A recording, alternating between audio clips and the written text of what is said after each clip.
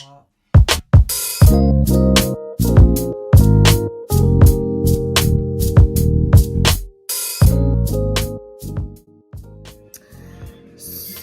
I just happened to be scrolling through Facebook, and something just happened to pop up from Sean King.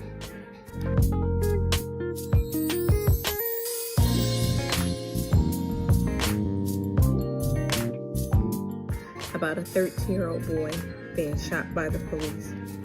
Now, normally I don't speak about this stuff because it hurts me and it bothers me, especially having 3 young black males, myself, including my husband, my nephews, my brothers, my uncles, my father-in-law. But I think it's time that I had this serious conversation because this is ridiculous. Can y'all scoot over? Can I get in on this? I thought you was doing that. Right. Huh? You thought what? You was doing us about being black men. Oh my God. What that got to do with... Hello everyone. Welcome. I need to scoot down just a tad bit. I have multiple cameras, so bear with me. The bishop wants to start cutting up before we even get started. Anyway, welcome to Wife Mom Life Live. We're coming to you tonight because I wanted to actually start speaking on everything that's going on in the world today dealing with African American, especially our African American males. I have 3 beautiful young African American men that my husband and I are raising, and my husband he's not small, so he could come off intimidating to people.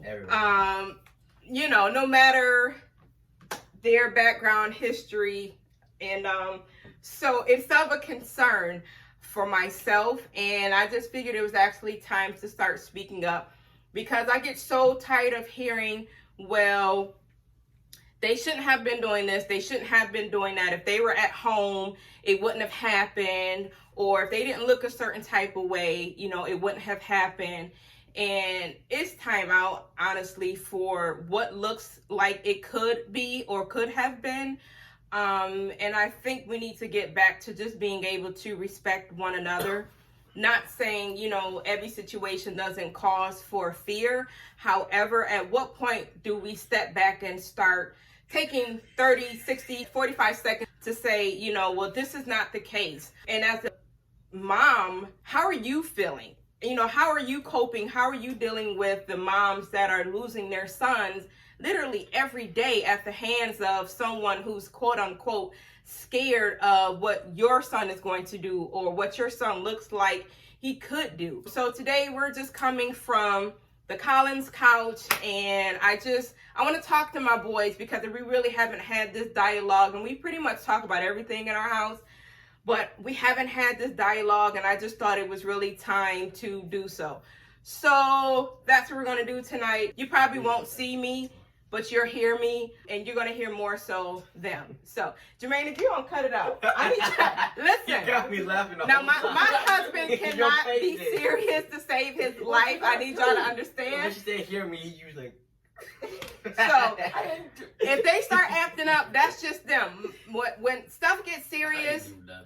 This group behind me, their way of dealing with it is being silly and laughing. That's their way of getting through it, which is another reason why I wanted to do this, because having a background in human services and dealing with people with different personalities, you learn to understand that everyone does not deal with situations the same.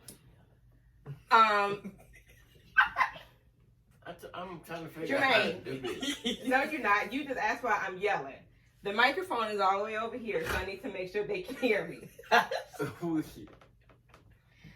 sorry, y'all. This is just what y'all gonna get. This is how it's gonna be all night. But everyone deals with things differently. Kevin, when he's nervous, he likes to play with his finger or do some other little goofy thing. You do. You don't? Jermaine, you don't do this? No. Yes, you do. Or you pick at your lip. He played with his finger, or he pick out his lips, or he will smile a whole lot. A lot. And a lot of people I can't. know if I'm watching like 1, 2, 3, 4, 5. Babe, this is not the time. Oh my You read God. about the wrong. Y'all Right. pray for me. This is going to be a very rough night. No, it's not. Yes, it is. Yes, it is. Sidetrack. And it's not even going to be the kids. It's going to be the husband. Oh. So let's just jump right into it because he's going to make this thing long, okay? So, my question to you guys, and I'm going to deal with the oldest. Kevin is our oldest, who is about to be 18 years old. He is a very well-groomed young man. He's outgoing. He's about his business. I'm not outgoing. Well, you are outgoing in what you like to do, Oh. as far as your business and everything. I'm not saying you're outgoing. You like to be around other people and hang out and go out and chill. That's not you. That's not your personality. But being that you're comfortable in the skin that you in, you're comfortable as a barber, you're comfortable as a musician, you're comfortable as a basketball player, And the waiver. you're comfortable as a waiver, and even in that, which I'm glad that's an open segue, because a lot of people, when they see a black young man with a do-rag on, what's the first thing that comes to their mind? Gang violence, Gang robber. Gang shooter. Gun violence. Dangerous. He's about to shoot me. Get him. Shoot him down. Stuff like that. And what have your father and I, and your Auntie Shani, and your Auntie Riri, your grandmother, your uncles, what have we all constantly drilled into your head about do-rags and leaving the house? They don't like me leaving the house with a do-rag because of the image that the wrong people look at it. So it is kind of dangerous. They don't want nothing to happen to me. Even though I strongly disagree, I like going out with my do-rag on, but I do understand that this look does come with consequences being in the world that we live in right now. Now, when we first had this conversation with you about the whole do-rag, the waiver, because we got an understanding of what the purpose of you wearing a do-rag was, what was your first thought about it? What were you feeling about it? What were the complaints that you were giving us? I was mad because I'm not that type of person. I'm not in no type of mess. I'm staying to myself. I stay to myself, and I only wear do-rags to keep up with my hair. So it actually makes me a cleaner person in a sense. But now you sound like the rest of the people out there in the world. Yeah, speak a little louder. Y'all hear me? Everybody hear me? Let Why me you know if looking you down can at the hear phone? them, They're live. because he's looking for the I'm looking at my comments. phone because I'm looking at the camera. But you're still whispering, I can't so I see need way you to over speak there. a little louder. I'm not gonna yell. When he be serious, he talk Like somebody else was yelling. But yeah, anyway. But yeah, you sound like the people out there. You disagree, but you understand what comes with the do-rag situation. Cause you say you stick to yourself, and that's not your purpose. But the purpose is for us to keep you protected, in a sense, when we're not around you. She talking about how I felt in the beginning. Right, how he Well, felt I know about it. that. I said how he was sounding like the people out there, like, well, like, say for instance, the other guy. She said, speak louder. Told you. Who said that? Speak louder. Yeah. I'm sorry. Just like, what was that, Trayvon Martin? Mm-hmm. He wore a hoodie. He wasn't in no gang. He just wore a hoodie. But this is this And is the issue that we were talking about as to why, you remember when we first started having these conversations with him, especially once he started driving, we were like, there's absolutely no do-rag while you driving. There's Right. absolutely no hood on while you driving. I want to know how he personally felt when we had to put all these stipulations on him. well, I knew that. I knew, because he told us. Yes, Anthony. Because I was at one point I kind of did want to get waves, and I had to mommy didn't let me wear my durag either. Like when I went to Atlanta, I didn't wear my durag, and when I go to visit my aunt sometimes stay in Wheatville, I will always remember to take off my durag because I just, even when I went and walked around there, I just wouldn't feel safe walking around, and then with a durag it would have made it even worse.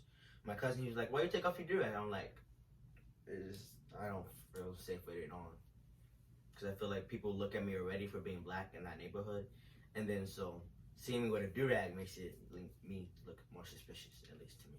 But how does it make y'all feel that you guys have to change who you are or how you look just so you can make sure you come home? Or not even make sure you come home, that you're not even bothered or looked at a certain type of way? It makes me mad, and it's upsetting that I have to be more, responsible or thoughtful of than others, because like they're not, they don't think about, like, they don't take a second to think, oh, they're not in a gang or nothing like that. And I get it, because I see a lot of people who look like me out there who, like, they scare me sometimes. But the thing is, I also see some people who don't look like me, and they scare me too. And they could be affiliated in any mess, and they could not be. But it's like you never know. And when people assume that everyone looks like that, it just makes everything a whole lot worse. Like, every black person, every person in general isn't, like, affiliated and stuff. And it makes me upset that I have to be more thoughtful of myself so that I can be safe.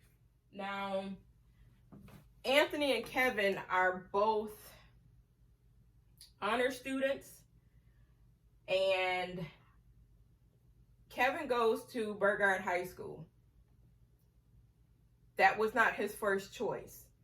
Before Kevin graduated 8th grade, because the school that they were at, there was some shady foolishness going on, which kept him from going to the school he wanted to go to, the school who was waiting for him to go to. But how reports were written, it kept him from getting into that school. Not saying that. Say the school name? You don't want to say it? No, I'm not. Oh, I'm asking. No, honey. Not that there's anything wrong with Burgard, because we've come to find out that Burgard is actually a good school. Burgard actually has good programs there. Great programs. And they actually have great teachers and administration. So shout out to Burgard High School. But it wasn't his first choice. Anthony is also an honor roll student, and he had to deal with some challenges from 3rd grade. From 1st grade up to where he is now. And they were not in quote unquote city schools. So it was a challenge to where. Shout out to. Huh? I said shout out to. I want to say it so bad. No, we're not going to do that. Why? It was a challenge to where I literally found myself at the school every day to make sure that my kids were protected. And it was tiring. It was exhausting. And that was for me as a parent, that I have to go to my kids' school every day just because the color of their skin is having them being treated a certain type of way. So, out, buddy. This is not your call. I need you out. Alex, come and tell everybody hi. This what we doing? Sorry, y'all. Alex think it's read a long time, so he won't leave. Say hi. They can't see you. This one right here. All right, go back in there with Kaylee. I want some juice. Okay, ask Kaylee. Sorry, y'all. We keep it real. But we were literally at the school every day to make sure, we were fighting battles, unnecessary battles. And as a parent, it was difficult for us, especially at the time. I was working full time. Dad was working. I was doing 60+ hours a week. And there were times that I would have to close my store down to leave and go to my kids' school. Luckily, I worked around the corner from the school, but it was difficult. So as a parent, if it's difficult for me just to have to deal with those things, could you imagine how difficult it was for them? And even now, Anthony is an honor student. We don't have to deal with a lot of the challenges we had to deal with previously. However, Even in him just wanting to be able to do advanced classes, there are a lot of things that he's not privy to that students of other color may be. So it's always an uphill battle. Can y'all explain to me how y'all feel as far as the education point and being young black men in this world? Do you think it's fair? It is upsetting. I am stuck in a class. Oh, I almost said. I am stuck in a class with kids that don't understand the work that we're doing at all. And me, I am done. Like when class starts and she gives us the first problem and she shows us how to do it. After I learn how to do it, I'm done. And it's upsetting because I don't like sitting there. Like she gives me extra credit sometimes in math to be specific, and it's upsetting because they said that I won't be able to take any advanced classes for math until I get my senior year because they said they wanted me to quote unquote get everything I needed to get done first. And it was like the way I could have set up my schedule because they gave us a chart to choose what you wanted to do. The way I could have set it up, I could have easily took two math classes at once without a problem. But no, and it upsets me because I have friends who are doing that and I can't do it, and it's just confusing to me. So I just had to drop it, and I just had to tell myself, you know, it's not gonna make a difference really. It actually could, but it really won't. It won't make that much of a difference. So I'm be all good. But it's upsetting because I know I could do better and I could have something that looks better on my application, but they're not allowing me to do it, so it's really upsetting. Kevin, how do you feel? I really don't feel that bad when it comes to education because I learned how to go to certain certain teachers about certain things to get what I need to know. Most of the teachers that I had from pre-K to senior year in high school, most of them loved me. So I don't really have that many problems when it comes to school related or education. I just think they should teach us things that we need to know in life. Most of the stuff they teach us in school, we're not gonna use in real life. Like they need to start teaching us like how to buy a house, how to build your credit, how to get a car, what you need in life and stuff like that. They don't teach real stuff that you need when you leave your parents' house or whatever. Yeah. So that's the only problem that I really have with the education that's going on right now. Don't you think, or you think they like you, or do they like what you bring to the table to help the school look That's better? a good one. Oh wow, that's I a good never one. even thought about Because, that. and And that's especially what I used to come into your basketball practices and stuff like that, and you would never get in trouble or stuff like that, or they'd be like, "Oh, he's all right." You take it as they like you. They Well, like what you because bring. To even when that little stretch from 4th grade to what 7th, that's even in high school. that's when I was in trouble a lot, and my teachers still liked me. But what I'm talking And you about, had glory, y'all. But you- team were but undefeated. you was the little black kid that played sports very well because none of them. you brought a lot of attention Yeah. to the school that they normally wouldn't have had you Oh, weren't yeah. doing the whole sports and even in the whole academic. You brought up a lot of attention they normally wouldn't have had.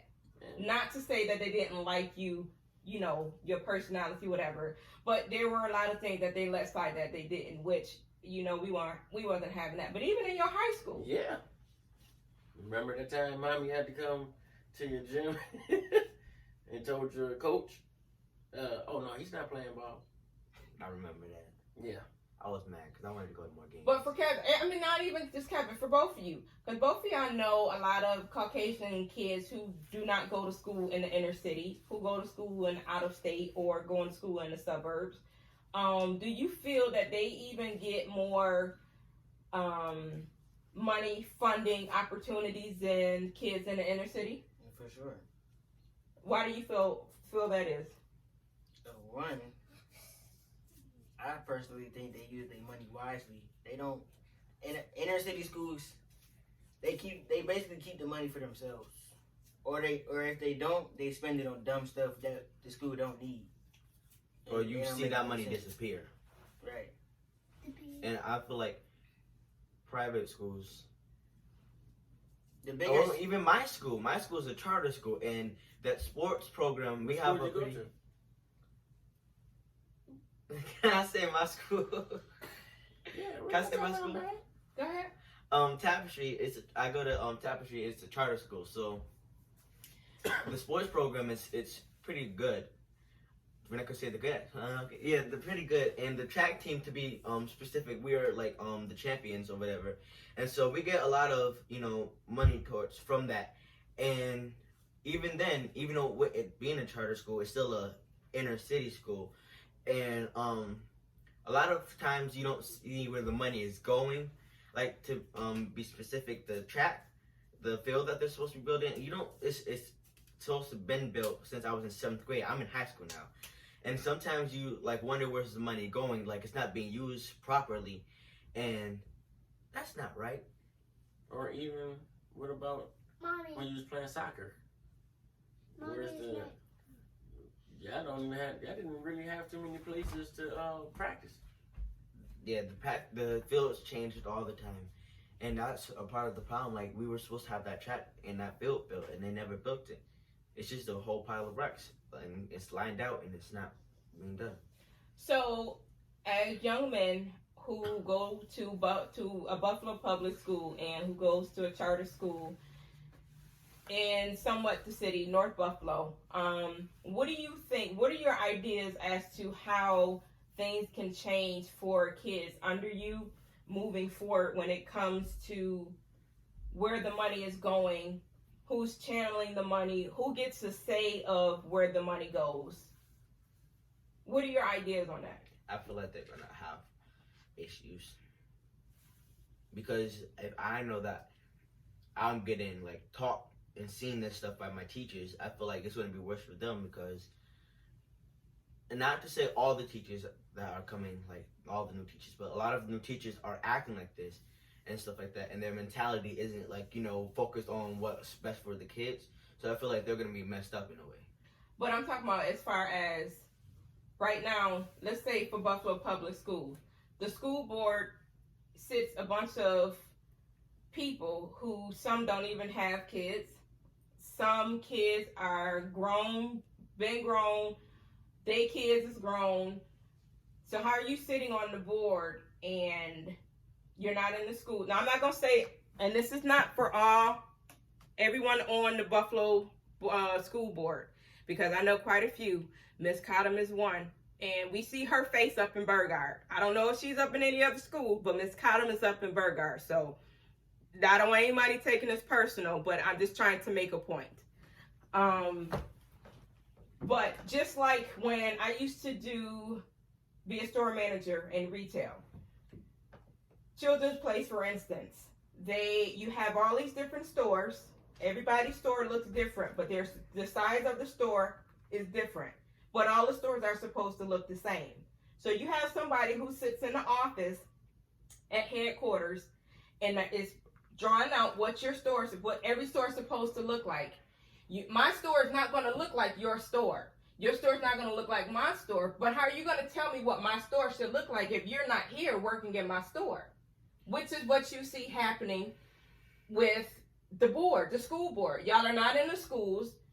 Honestly, sometimes the teachers and the principals aren't even going to the school.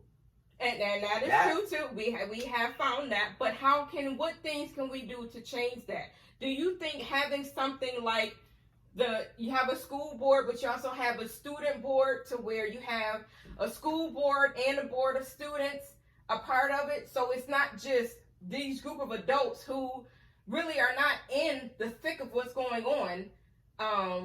So you have students being able to say, hey, well, we need this and we want this and this is what we want to see, and them working together. I think in order to get on the school board, you have to Like there should be different regulations. Like you have to be able to qualify to get that job. So if you are not participating in different type of high schools, you never been to high school to see what's going on and what's wrong and what's right, I don't think you should even have that job. Cause there's no reason for you to be up there. You basically just up there and writing on papers, and you don't know what's going on. And So as far as the students, that I feel like that would be a good mix, but because some students don't really know what they want, so they would be up there just putting stuff out. But it's not that they don't know what they want. You can have a student there just like you have a student class president. What does a student class president do? Go talk to all the kids. What y'all want? What y'all want to do? What y'all want to do? My school doesn't do that, and that's another issue that I really didn't like, and why I didn't get involved in student government that much.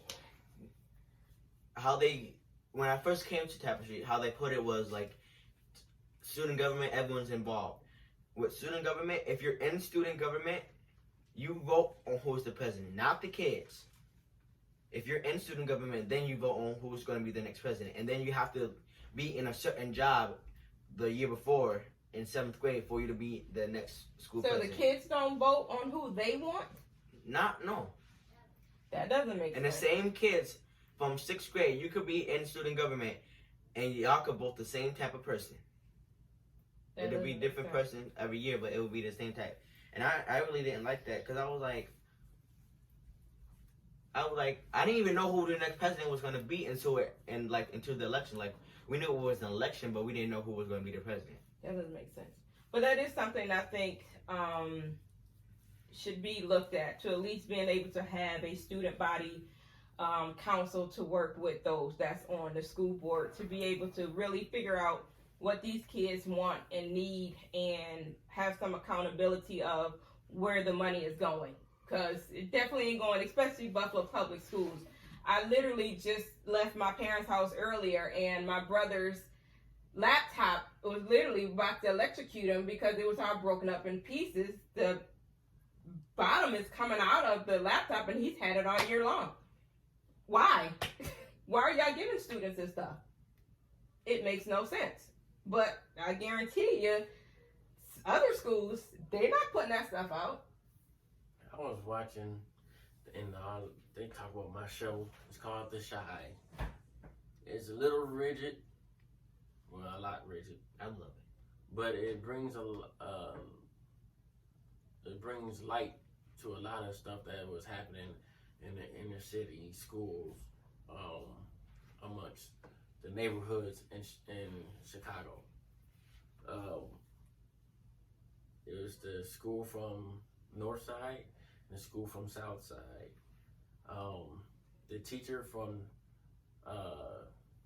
South Side wanted the young man, he seen something in the young man and wanted him to move to that school, to the North Side, to get a better education because they had more stuff than the other kid. They had more opportunity and more usage of the tools. That's the word I'm looking for. They had more tools. And the young man was complacent because he was with his friends. He didn't want to go with the other, he called them bougie, which they was. There was a bunch of rich kids and things like that. But it showed because the kids was mad, and they actually bombarded the student faculty meeting with the principal and everybody there. The kids just jumped in, and they jumped in behind on the stage, and they was talking about the finances and stuff. And so the young man got up there and he voiced his opinion because they went on a field trip with their sister school from Northside, and their bus was better than theirs.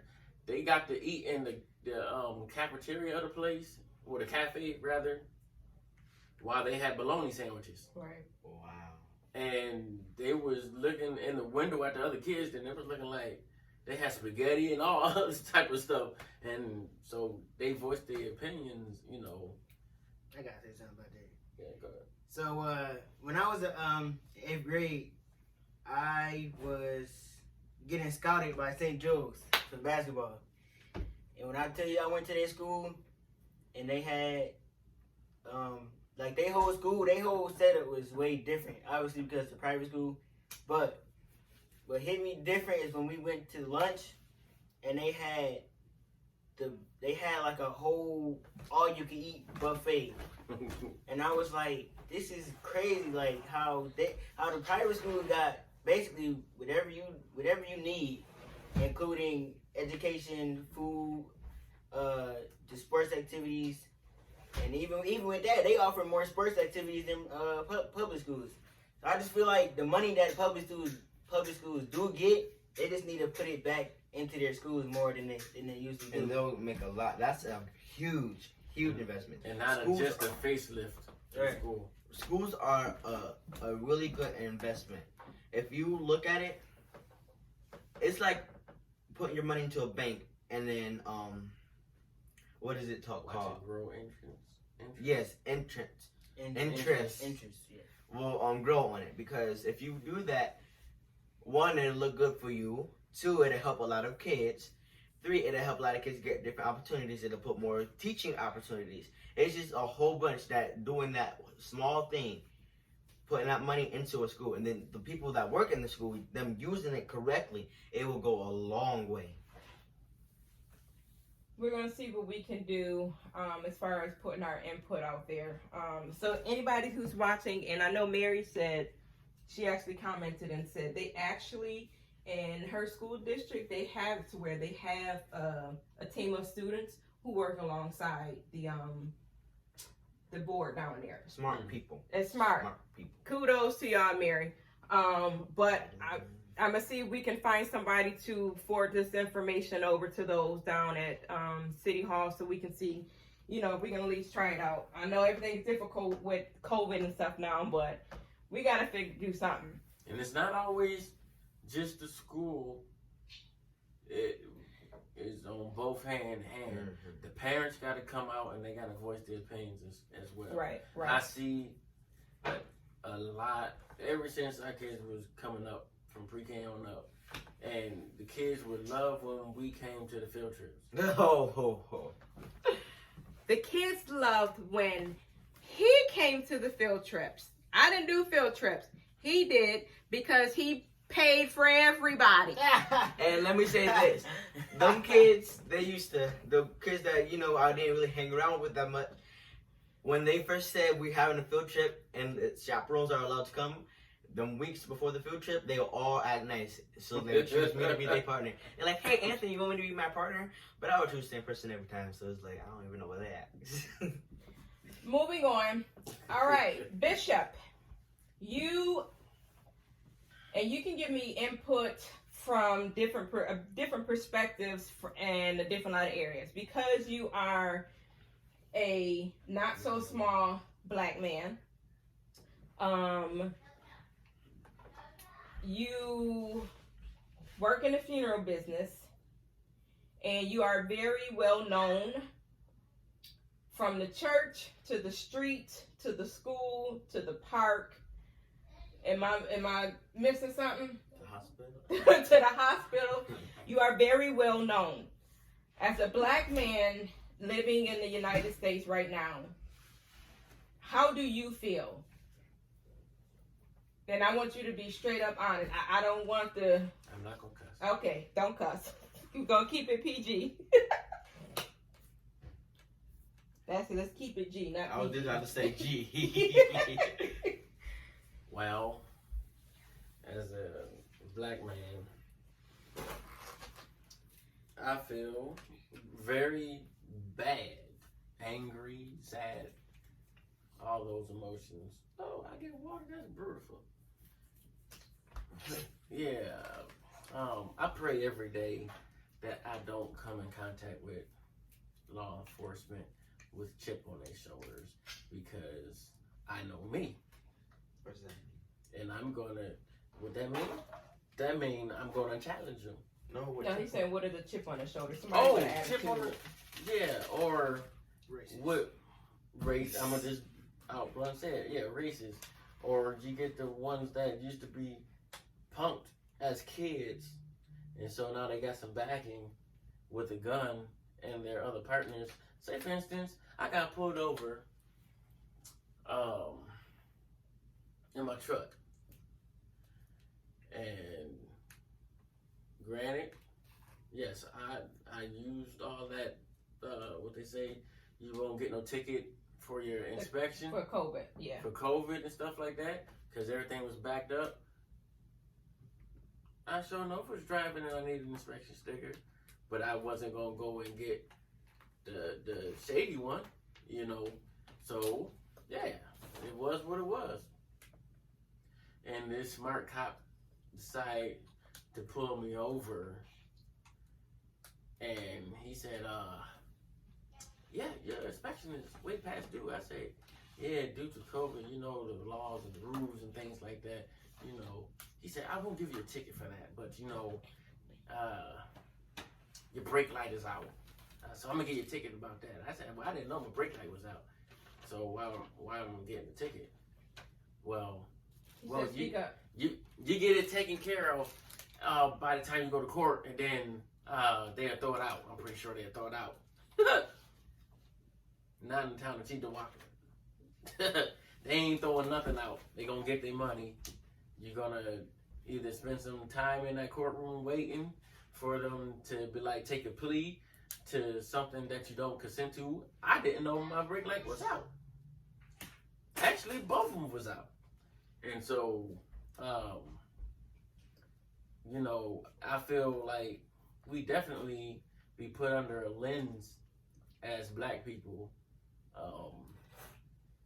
And they do play a part that you bigger. If you're a bigger black person than regular normal size, they definitely gonna mess with you.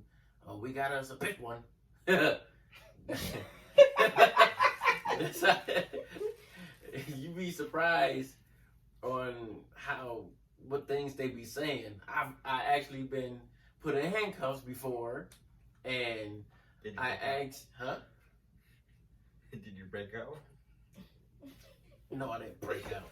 I asked the officer, I said, sir, while I'm waiting sir, I gotta yell? Yes, your microphone is There's all a over here. microphone on there. That's how you use your phone. Praise the Lord. Anyways, so, let me move up a little bit so they can hear me. I asked the officer, can I, you know, lay down on the bench while I was waiting? Because I was waiting for like 6 hours. For my wife and my mother to come. We was married at the time? No, were we? I don't know. We've been together so long, I don't know. Okay, I'm gonna say we was waiting on my now wife and my mom. My now wife. To come get me out. So he said, no, not unless you want me to shackle your feet. I said, shackle my feet to lay down? I said, no, I'm good sitting right here watching you. And he chuckled. I said, oh, okay, I know what time it is, you know. But keep in mind, was this a violent... And it wasn't a violent stop. It was over a traffic stop. Traffic stop. Mind you, I never got in trouble for none of my past stuff. I only got in trouble for tickets. But they treated me like I was like a criminal. Like, man, America Most Wanted. It was one time when you was working at the airport, and I had Kevin and Anthony.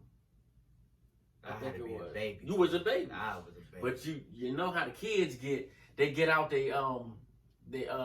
seat. Oh, that was probably me that got out the car seat. They get out the seat belts and out the car seats and. Nah, AJ opened the door on the highway the one time. And see, that's what I'm saying. Like, but the cop pulled me over, and I told him, I explained to him, I was going to see my wife at the airport. She works at the airport. It's on her lunchtime, so I was taking the kids. And this man had 5-6 cop cars on me. And one cop decided to pull up next to me and get out the car with his hand on his gun. And I literally told him, if you don't get away, rated P. Rated P? Oh, Is that a rated P? No, I was about to say PG, but I meant to say G. if you don't get away from my car with your hand on your gun, I got kids in here. I And didn't I rolled translate my- the whole thing. And I bro. rolled my windows down, and he seen the babies, and I'm like, "Why you got your hand on your gun?" And he just kept looking at me. So it's, you know, it's always, you know, like that's why we told him, like with the do-rag, no matter what. And my boss always told me, or one of my employers told me, he said, Speak up. he said, no matter how much money you have, they are always going to look at you like a nigga. I said, whoa! That's truth. That's not PG. But no, that's true. I mean, I didn't cuss. But that's what he said. And I couldn't understand why would he keep saying that. But as I stick around him and some of the arenas we were in and the other skinned people, you know, I'm gonna just say Caucasian or white. I'm sorry. I can't. I'm just scared this killed me. That get on my nerves. I'm sorry. I'm sorry, y'all. This is me. The white folk that we were around, pretty prestigious people, you know, but, you know, they go around and shake, we call it the good old boys club. They go around shaking each other's hands and dropping envelopes. Oh, yeah, I'm going to say it. I don't care. They drop envelopes in each other's hands and stuff like that. And, you know, one hand scratching the other person's back, basically. They look out for each other. And like he said, no matter how much money you have, you just gonna be another nigga with money. They still won't look down at you. They may smile in your face and be like, oh, ha, ha. But you still gonna be that type. I don't care what facet in life that you become a millionaire. And I'm pretty sure I don't know too many millionaires, but I'm pretty sure they can attest to if they in some other arenas. That's why they have a club with black millionaires. You know, everything got to be segregated. Can't nobody just come together just because we all got money or something like that. Or even in the business I'm in, the funeral business. And shout out to my job, Edwards Funeral Home. But yeah, you know, we always try to figure out why our people go to the Caucasian people. Sometimes we mess up in the business field. I'm just saying everybody. If a shoe fit, wear it. If it's too tight, take it off. Sometimes we mess up. That's why I said, even with the school, the parents don't come to school to find out what the kids or what the teacher's not doing. Same token, if you feel that you're not getting enough from your people, your black people, you don't say that, oh, I'm going to the other one, I get better treatment. When in actuality, you don't. I've been in this field long enough to see a lot. And, you know, money is money to them people. They gon' smile because they want your money. Yeah, upcharge. Not even so much an upcharge, because they'll do things to spite others and to laugh in the black people's face, and they will undercut people. This is yours. They undercut the industry and be like, well, we'll do it for this price. And so therefore that leaves, you know, black people, we're going to be like, oh, we're going to get the best deal. But you get what you pay for. Always remember that. You get what you pay for. And if you don't like something that your black people is doing, y'all stick together, you talk to them. Don't be like, I'm going somewhere else. That's another reason why everything is segregated. That's why we always feel like this too. Because like crabs in a barrel. That's not just Buffalo, that's everywhere you go.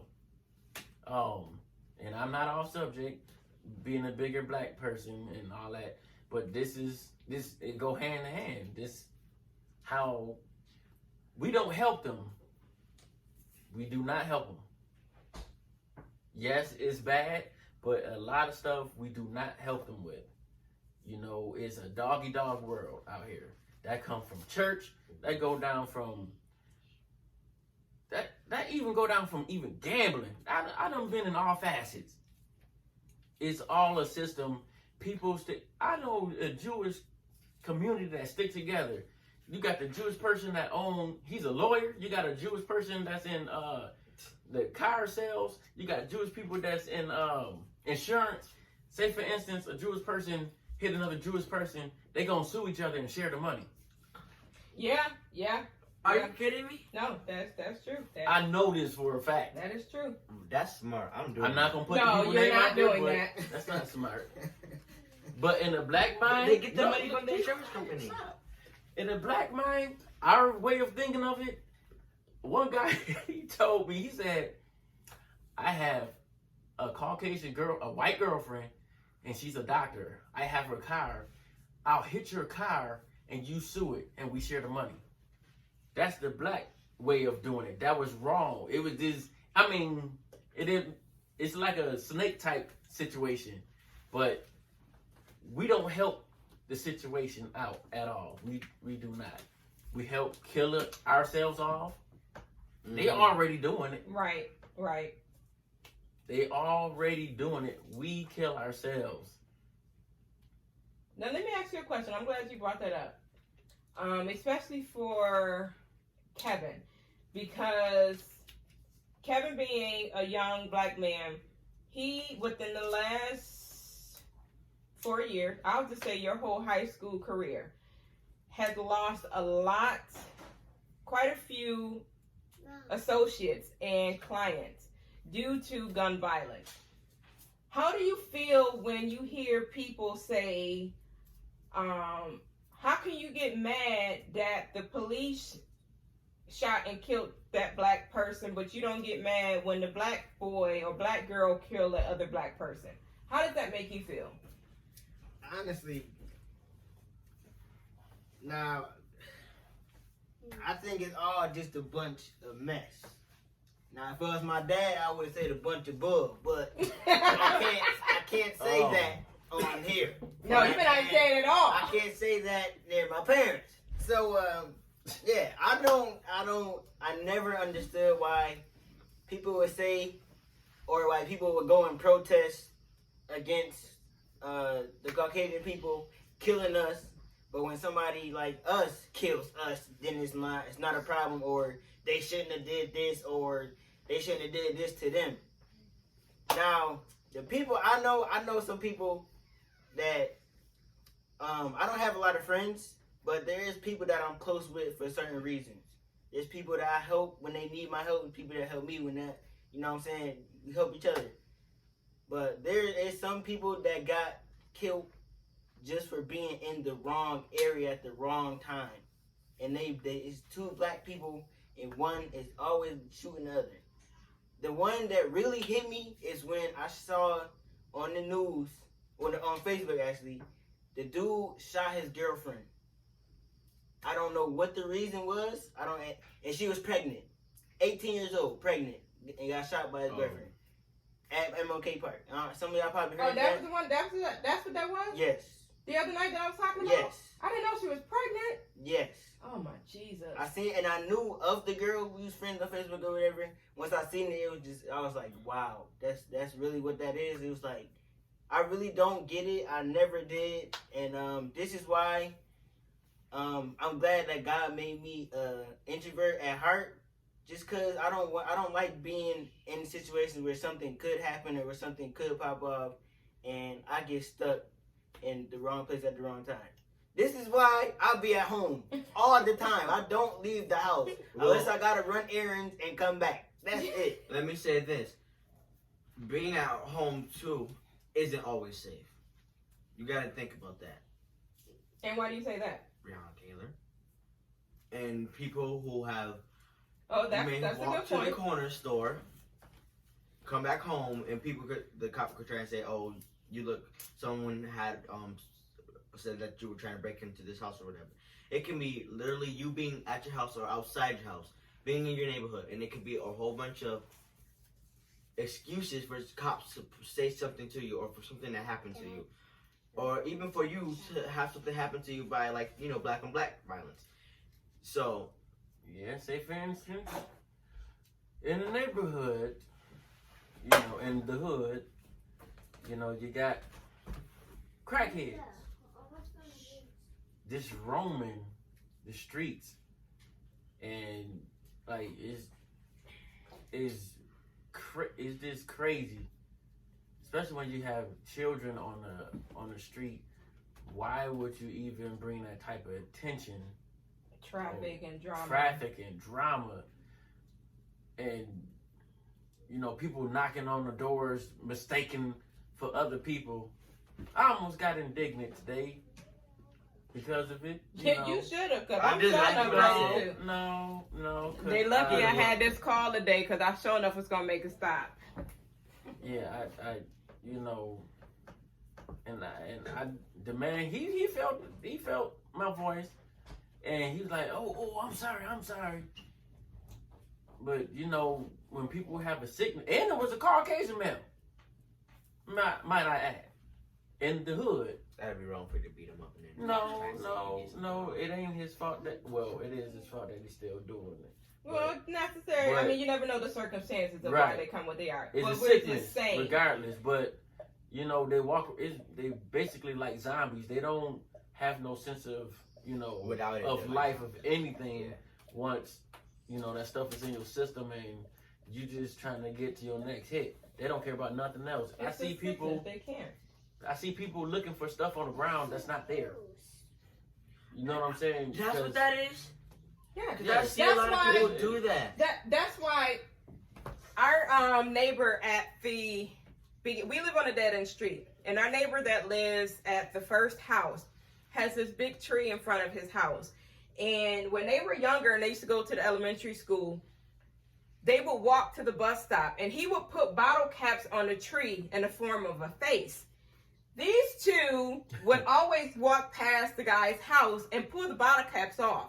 Until the one day he actually caught them and told them, I'm going to get y'all and I'm going to tell your mom and daddy, I know him. But we didn't find this out until... They older. Right, about a month or so ago. So when I seen the guy a few weeks ago, we was chatting it up for a bit, and I ended up telling him, hey, the kids were telling us about the bottle caps. He ended up telling me the reason why he put the bottle caps up on the tree is because when the people are walking past high, he feels like to sit and look at them, wondering if that's really a real person in the tree. That's why he put the bottle caps there. And he used to hot glue them on, and then he started or whatever. He nailed them. Yeah. He nailed them in there. Now he nails them in. But 'Cause this he never is tried to this, get 'em out. but this also, and this goes out for any parent, guardian, whatever. One thing we try and teach our kids is to be attentive, especially to your surroundings. Our kids used to really get upset because they would want to go certain We places, still do. Yeah, they do. They still get upset. It's I do. okay. They'll thank me later. I stay home. But they used to get upset when they would want to go and hang out certain places and we wouldn't let them go, and they wouldn't understand it. Especially Kevin. He want to go hang out at, where was it? The mall. Anthony wanted to go to get air. Oh, and that one time my mom, she Let was me about finish. to. Don't Yeah. cut me off. But I wouldn't let Kevin go unless his uncle Saphir could go, or his uncle Josh, or his father. It had to be somebody that I knew would be able to pay attention to the surroundings. Because my kids, especially Believe it or not, yeah. this son, he's very one-track mind. And when he's focused, he's focused. Tell about me. Yeah. Yes.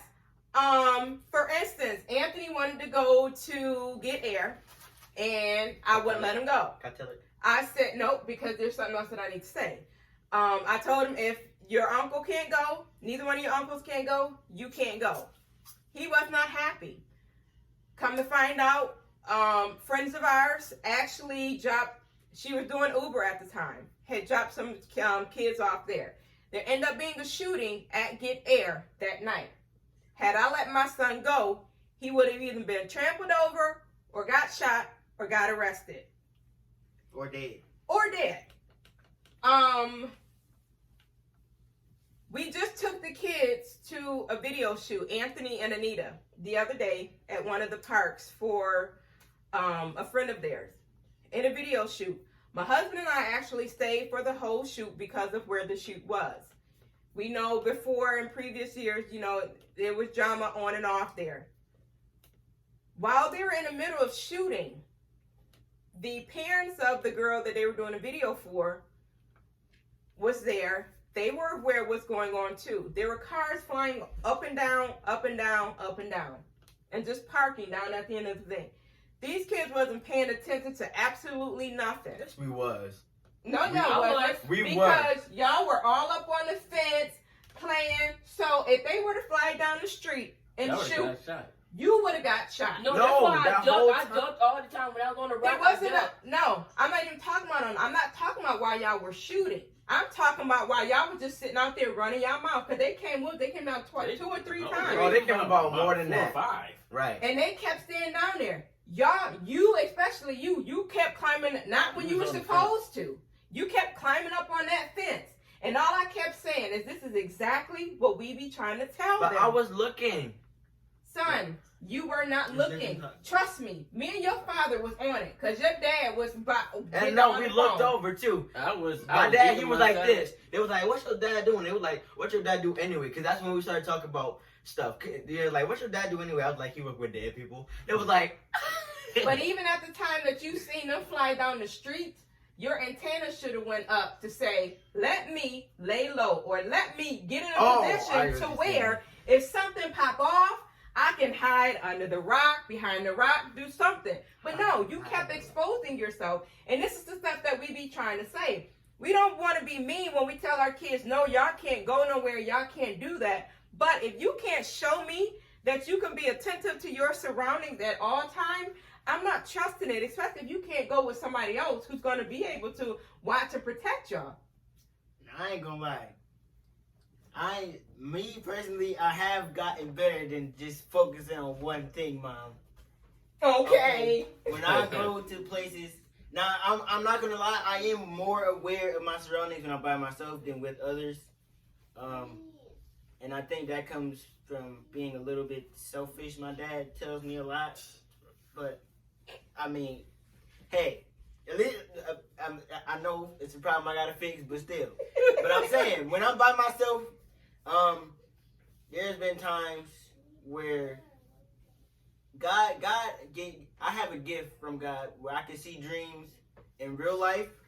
I can see dreams when I'm asleep, and I can see things that already happened. It's called vision. Yeah. But I had to explain to them. I almost said I can't prophet. So sometimes I will be in certain situations right before they happen, and I'll be like, "Yo, something about to happen." But I will only say it if I know for sure something's about to happen, because I don't want nothing to happen to anybody that's around me. So there has been times where I'll be at the park or just anywhere, and I'll be like, "All right, something telling me I'm about to leave. I'm out. I'll see y'all way later." And then I go on Facebook and just like, dang, I was just there. Like, this could have happened to me while I was there. And it just be so crazy that I'm actually grateful for that gift, because if he didn't, I'd probably be one-track minded like how I used to be and be totally oblivious to things that go on. Yeah, we call them green. Right. We've sheltered them just a little bit too much. You know, I want them to... You know, we tell him you gotta be mindful of everybody. His favorite thing was, I ain't starting nobody. That ain't me. That ain't me. But when a cop being called, and say for instance somebody say a gun was pulled or something, a gun was in play. Oh, that's their favorite thing to hear. They come in right off the rip, and they not asking no questions until everybody in cuffs, and then they gonna try to figure out everything. That's why yes. But I am prophetic too a little bit, and when we got into a car accident in February, I already seen the car accident. I seen the car accident, how it happened, where we got hit from. It was just, a few details were just a little switched over. And I was happy, well not happy, I was still upset, but I was grateful because I got called by my little cousin right before we got into a car accident, because I was bent over get stuff off my bag, get ready to go to the school. And I look up. I just hung up the phone on her, and then we got into a car accident. I was just grateful for that, because I could have literally broke my back, got killed, or anything else, because I was not focused and looking up. And like, you was embracing yourself. Yeah.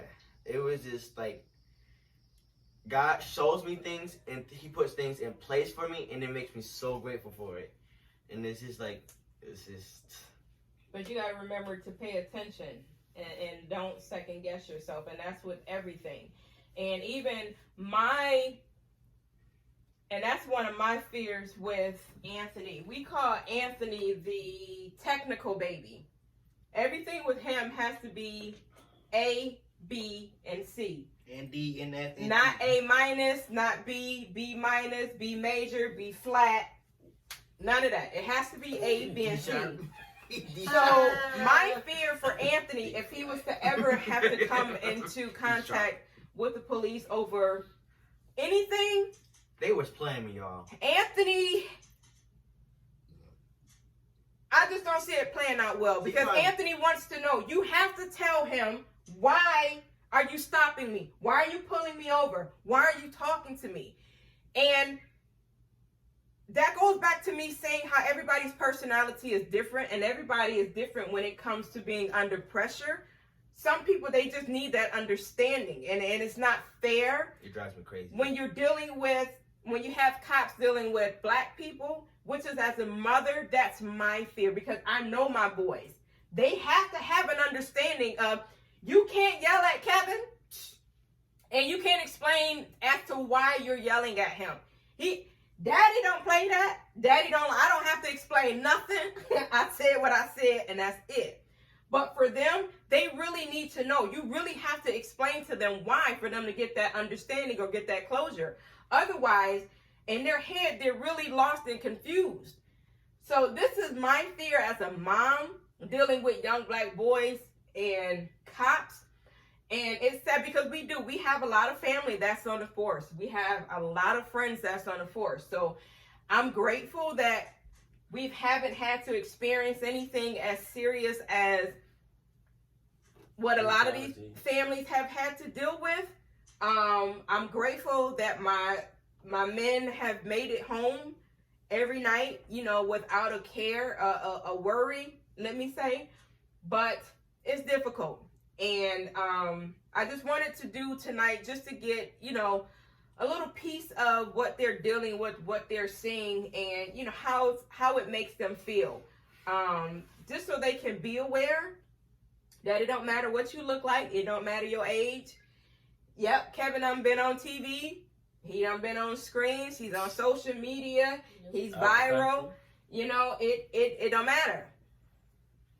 None of that matters if you find the right person that's going to act like an idiot, So it's my prayer that God continues to protect them and keep them safe. And not even just with the cops.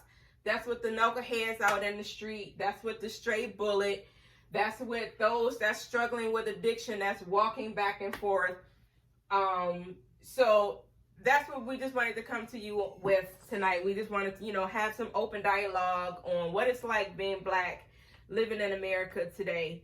Do you have anything y'all want to say to the families that have lost their loved ones due to police violence and even black on black violence? Yeah. Let me go first. Okay, Bishop. I want to say, first of all, I'm sorry. Second of all, I want to say, it's not your fault. It's just the world that we live in. I also want to say, keep praying. It'll all get better eventually. Okay? Just believe in God and put it in His hands, and it'll fold. Dang, I forgot what I was gonna say, but just put it in His hands and let Him do His work. It'll come out how you want it to, when it's supposed to be done. I want to say again, I can't even think about what you're going through, but I also want to thank you, because even though you may not feel like you're being strong, you are strong, because you're doing what a lot of other families can't do, and that is staying strong, or telling your story and being that person that can help the world become a better and safer place. So I really thank you for that, and you're greatly appreciated for that, because that's going to make my life better, and that's going to make my kids' life better too. Kids. He talking about in 60 years. All right, When you Bishop. baby had kids in 6 years. Right. My condolences. Definitely to You gotta speak families. up. You have to Right. speak up. You Yeah, know I what you have love. my deepest condolences to the families that's lost, people through gun violence or even police brutality. Even if you just lost somebody, period. What I want to say is be safe, be aware, Stay home. and no, it ain't just about staying home. Can't stay home. Well, I mean, the numbers are going back up. So yeah, you're right. That's a good point. Stay home. Please, so I can get out these Please. masks. My asthma Listen. don't like the mask. The COVID numbers are lying. You need to stay home as much as possible. Okay? If you do not have to go out the house, stay home. Come on, Pastor. And here, let me say this. Lord. The book of Kevin says, no, I'm just playing. The things that are open, like, water pressure, stuff like that, those are essential. It is. You need to go somewhere at least once a month. Somewhere once a month. You don't need to go places every day that you don't need to really be going. But that is important for your mental state and your physical state. Because staying in the house all the time is not worth it. And it's going to drive you crazy. But don't go out unless you really need to, or if you need a break, a short little break. Okay. Amen. You don't always have to go anywhere public for your mental state. Please. Get out or get out and walk. Right, Jermaine? Walk. Do a fast. Read. Do a Read. fast. I want to see you do it. Yeah, For that your is- mental state, read. That is Yes. true. Can you read? See? You're going to read in your bedroom. Anyways. But I'm sorry for your loss. And like I was saying before, please be safe, be aware, and check on your kids. Yes. Check on your kids. I can't stress that enough. I done seen so many kids because their parents just don't care. Some parents don't care. Some parents can't care because they all. Preoccupied. Not only that, they're probably working. Preoccupied. Okay. Yeah, preoccupied. Whether it's a good or a bad preoccupied. That is true.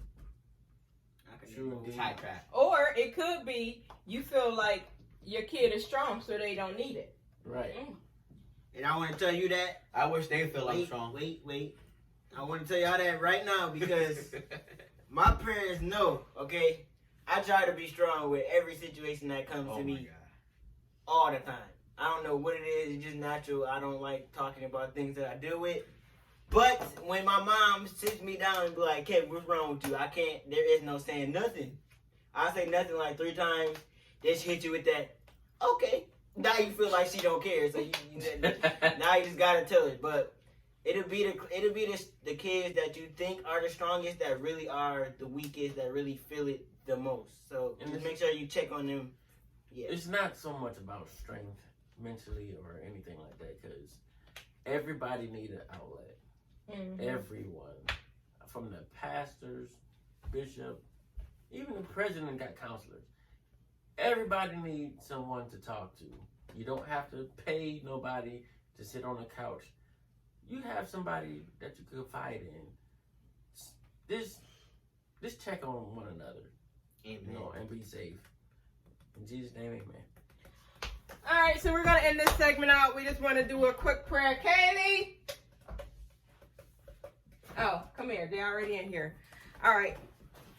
I can't pray for families without praying for my own. So we just want to send out some love. Stand over here, Mommy. We just want to send out some love. You going to pray, Reverend? No, I want to pray. Don't do that. All right. I know, Reverend.